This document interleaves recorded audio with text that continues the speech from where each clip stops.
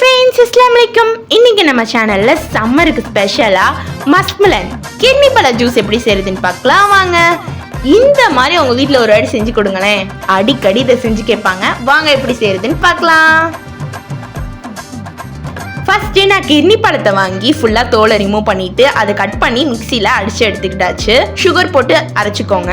நான் ஒரு 10 spoon sugar சேர்த்துக்கிட்டேன். அப்புறம் அகர் அகர் எடுத்து இந்த மாதிரி குட்டி குட்டியாக நறுக்கி ஒரு 3 ஸ்பூன் அகர் அகர் இதில் சேர்த்துக்கலாம். இதுக்கடுத்து பாதாம் பிசின் இருக்குல்ல, கல்கடல் பாசி, அதை ஒரு 5 ஸ்பூனே நாங்கள் சேர்த்துக்கிட்டோம். நல்லா குளிர்ச்சியாக இருக்கும்.